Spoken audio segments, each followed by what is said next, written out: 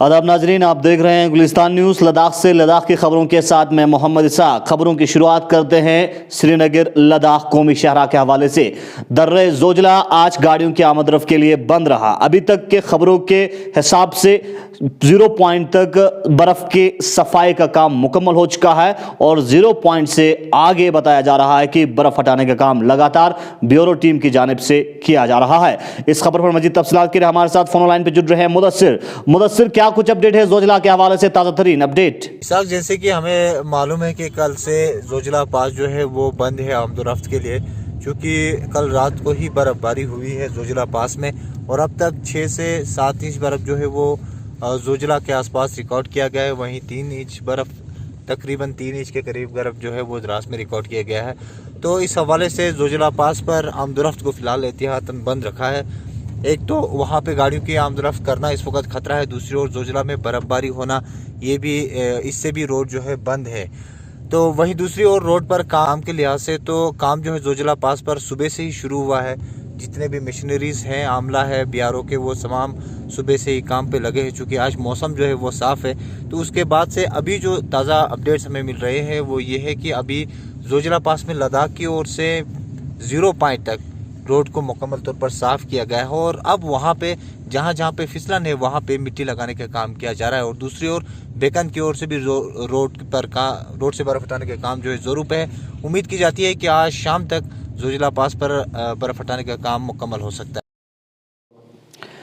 मौसम सरमा में लद्दाख के अंदर क्लाइमेट कंडीशन काफ़ी हार्श होता है। वहीं बर्फबारी ज़्यादा गिरने की वजह से बर्फ़ के तोदे गिरने के इम्कानात मुख्तलिफ मकामात पर रहते हैं। इसको मद्देनज़र रखते हुए डिज़ास्टर मैनेजमेंट की जो टीम है उनको हर वक्त तैयार रहना पड़ता है। इस हवाले से हमने बात की UTDRF के कारगिल के इंचार्ज इंस्पेक्टर इफ्तिखार से और जानने की कोशिश की आने वाले वक्त में नागहानी वाक़यात में रेस्क्यू ऑपरेशन करने के लिए UTDRF कारगिल की टीम कितना तैयार है। चूँकि UTDRF कारगिल की टीम ने कल ही जोजिला पास का दौरा किया था और वहां से मुख्तलिफ गाड़ियों को, बहुत सारे गाड़ियों को रेस्क्यू करके क्रॉस किया था, जोजिला पास को क्रॉस करवाया था। चलिए देखते हैं इंस्पेक्टर इफ्तिखार क्या कहते हैं UTDRF के तैयारियों के हवाले से, खासकर रेस्क्यू ऑपरेशन और डिजास्टर मैनेजमेंट के हवाले से किस तरह की ट्रेनिंग और आने वाले वक्त में किस तरह के इंतजाम है।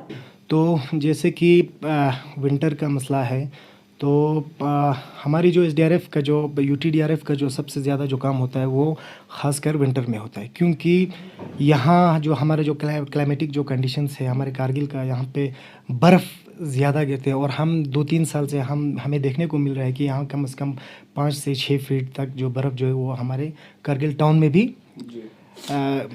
पड़ी है। तो जैसे कि अभी विंटर में जो हमें जो ज़्यादा जो डिफ़िकल्टीज़ का जो हमें फेस करना पड़ता है, ये हमें एक चैलेंज रहता है जोजिला को लेके, क्योंकि हमें पता है कि ये जो जोजिला जो ये एक अनप्रेडिक्टेबल है। हमें पता नहीं है कि जोजिला में मतलब कब क्या होगा।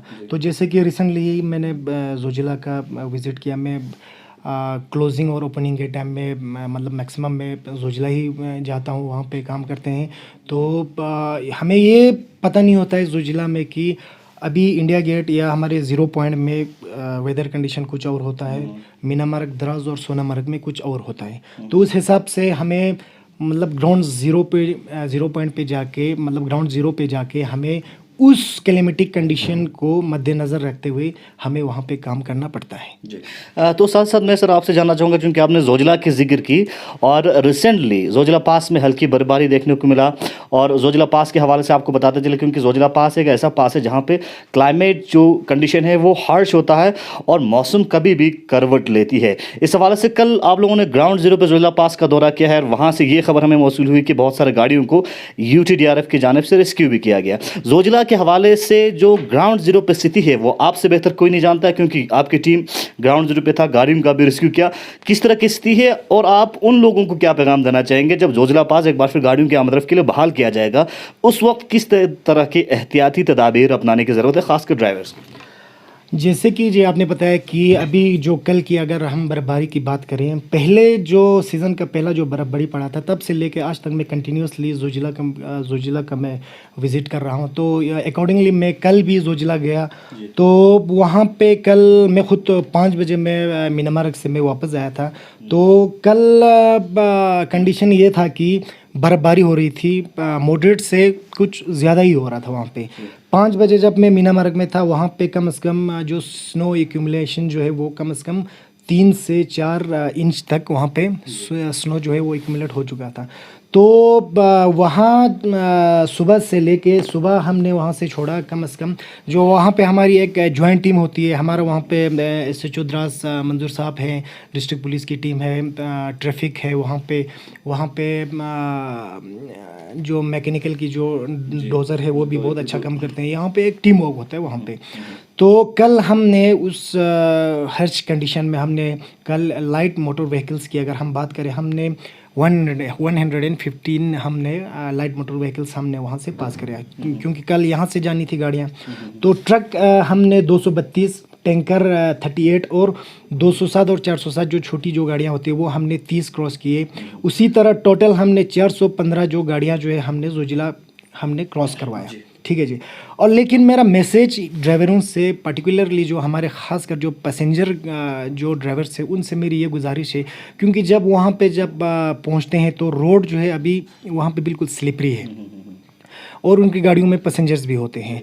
तो अगर उनकी थोड़ी सी लापरवाही से नुकसान जो मतलब जो तकलीफ़ जो है वो पैसेंजर्स को उठानी पड़ती है, और पैसेंजर्स में जैसे बूढ़े होते हैं, बच्चे होते हैं और ख़ासकर हमारे फीमेल्स होते हैं।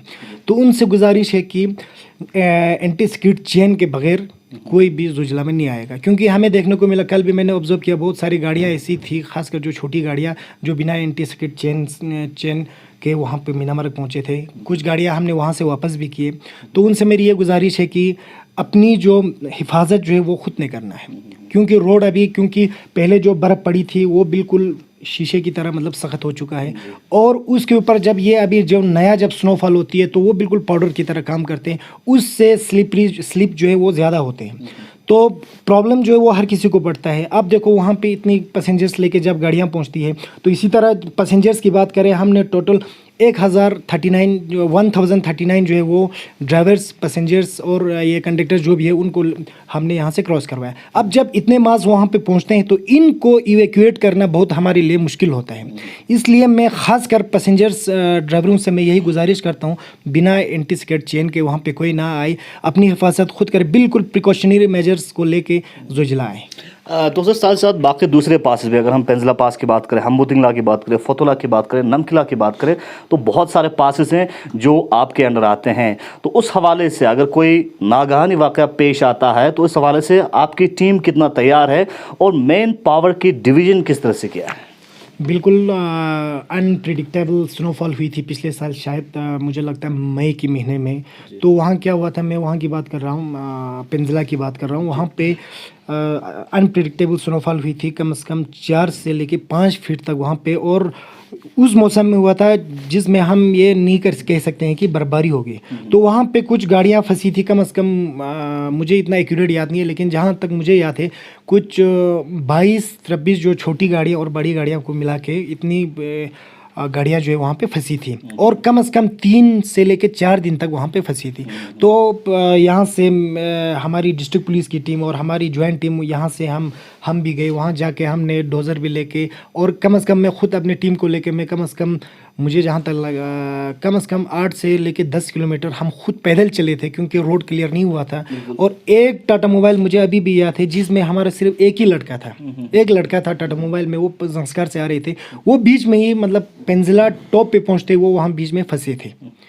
तो इसलिए हम कोशिश करते हैं कि जहाँ पे ऐसी डिज़ास्टर हो वहाँ पे हम जितना हो सके जल्दी, जैसे कि संस्कार साइड में एक एक्सीडेंट हुआ था रिसेंटली, जिसमें 5 संस्कारी लोग थे उसमें, जिसमें 2 की डेथ भी हुई थी। हम जितना हो सके हम तैयार भी हैं, हम आगे तैयार भी रहेंगे, और जितना हो सके हम उस डिज़ास्टर साइट पे पहुंचने की हम अपनी तरफ से हम बिल्कुल कोशिश करते हैं और हम करते रहेंगे। नेशनल कॉन्फ्रेंस की यूनिट कारगिल ने आज शेख मोहम्मद अब्दुल्ला शेर कश्मीर का 115वां यौम पैदाइश कारगिल के अंदर नेशनल कॉन्फ्रेंस के ऑफिस में मनाया। इस मौके पे नेशनल कॉन्फ्रेंस के सीनियर लीडर्स के साथ साथ मुख्तलिफ कारकुनान मौजूद थे। आज के प्रोग्राम के हवाले से हमारे साथ बात करते हुए JKNC कारगिल यूनिट के प्रेसिडेंट हनीफा जान ने कहा,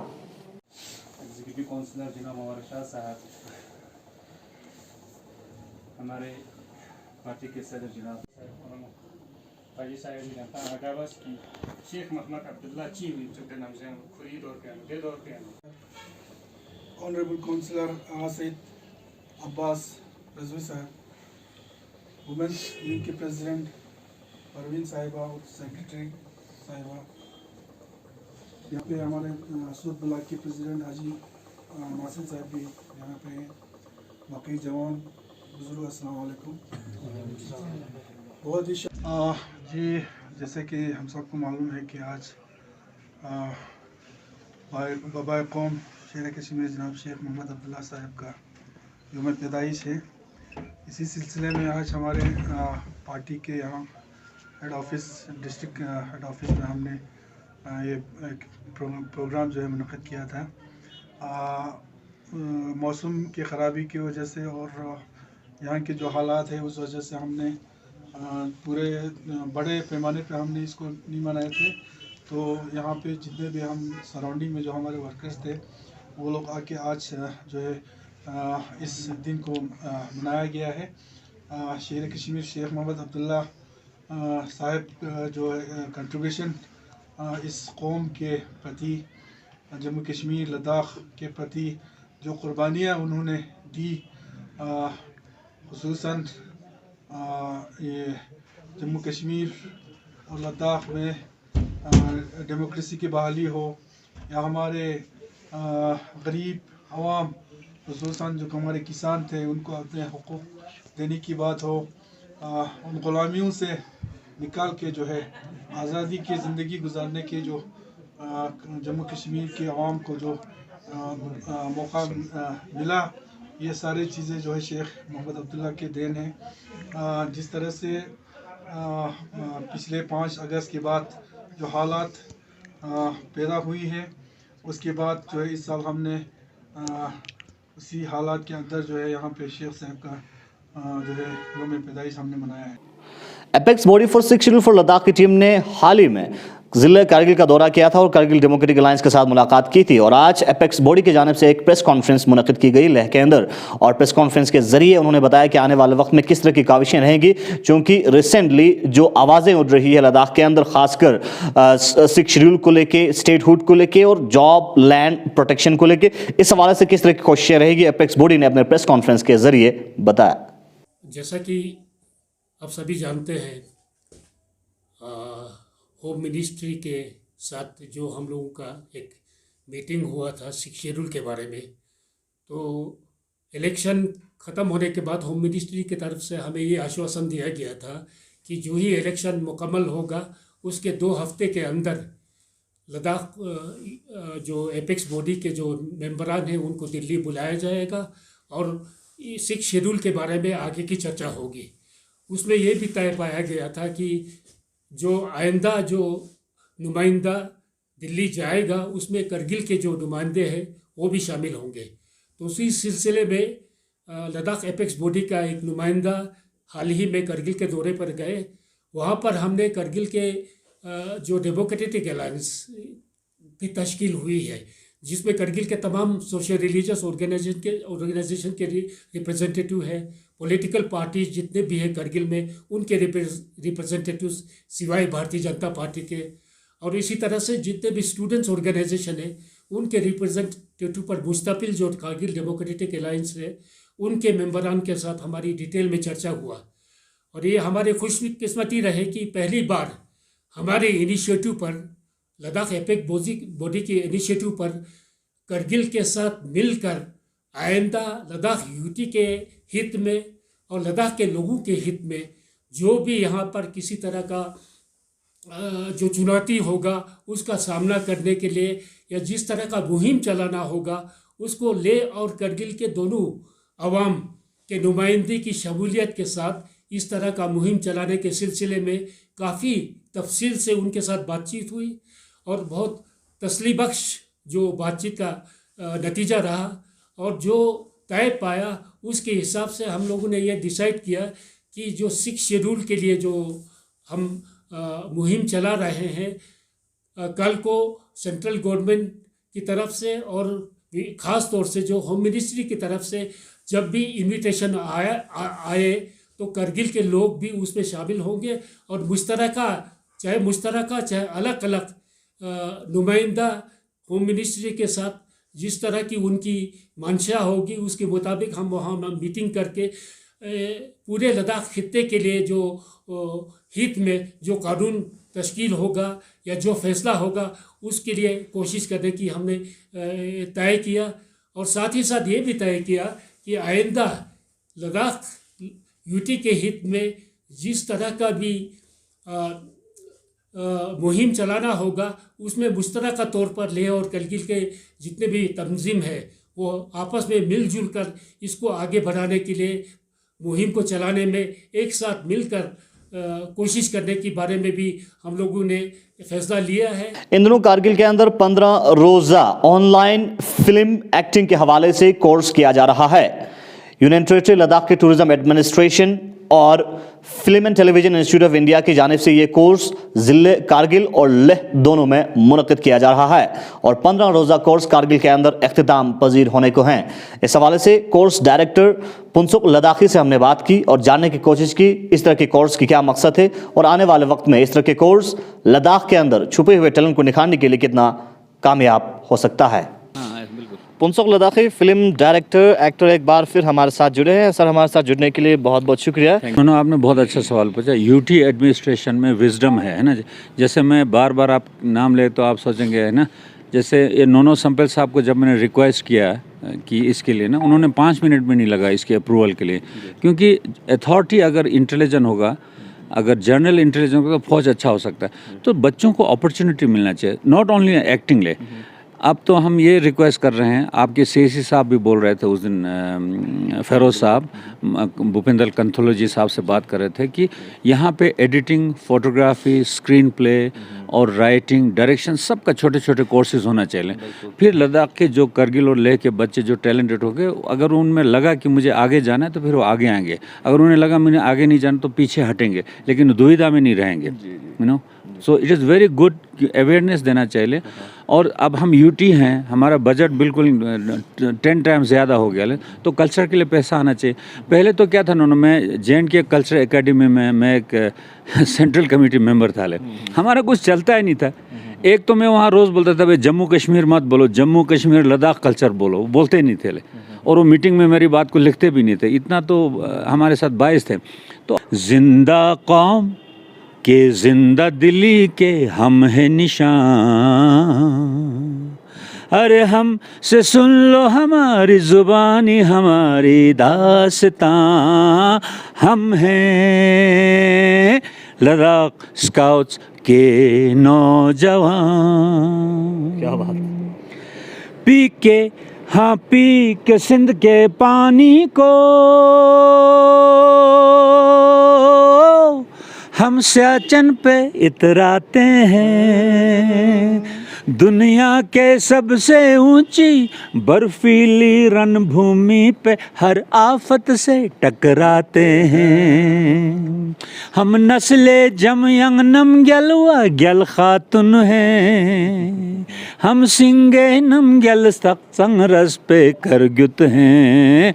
जय जय हिंद हो, ऐसे है नो हिंद हो, बिल्कुल जय जय हिंद हो। Very good. जम्मू के अंदर गर्ल्स हॉस्टल न होने की वजह से जम्मू में पढ़ रहे कारगिल के स्टूडेंट्स को काफ़ी दुश्वारियों का सामना करना पड़ रहा था, खासकर फीमेल स्टूडेंट्स को। और इस हवाले से हमने आप तक गर्ल्स हॉस्टल के हवाले से इनॉग्रेशन की खबर आप तक पहुंचाई थी। और इस वक्त जो है जम्मू के अंदर गर्ल्स हॉस्टल के ऊपर कंस्ट्रक्शन का काम लगातार जारी है और मुकम्मल की ओर बढ़ रही है। इस हवाले से मजीद जानकारी के लिए हमारे साथ जुड़ रहे हैं chief executive councillor Kargil Firoz Ahmad Khan Sahab. और कल ही जम्मू के अंदर गर्ल्स हॉस्टल का मुआयना किया है, जायजा लिया है। सर, क्या कुछ कहना चाहेंगे? रिसेंटली आपने गर्ल्स हॉस्टल जम्मू का दौरा किया है, क्योंकि गर्ल्स हॉस्टल जम्मू के अंदर बनना बहुत ज़रूरी है और स्टूडेंट्स के लिए अशद ज़रूरी है। क्या कहना चाहेंगे सर? देखिए इसाफ साहब, आपको मालूम है कि आज से 2 महीना पहले हमने इसका फाउंडेशन स्टोन रखा था आपका। तो अभी 2 महीने के बाद जब मैंने कल विजिट किया तो मुझे काफी इत्मीनान हुआ कि जिस पेज से यहाँ पे काम चल रहा है, और अभी तक ऑलमोस्ट मुझे लगता है कि 40% काम उस पर हो चुका है।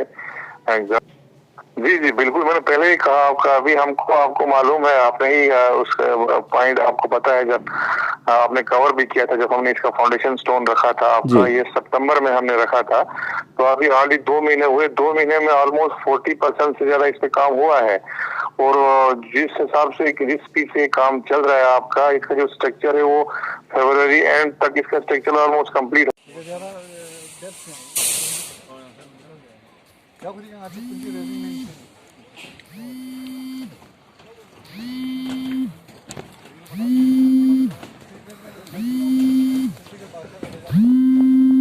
चलिए आज के प्रोग्राम में इतना ही, कल फिर मिलेंगे लद्दाख से, लद्दाख की खबरों के साथ। अपने मेज़बान मोहम्मद इसाक को दीजिए इजाज़त। खुदा हाफिज।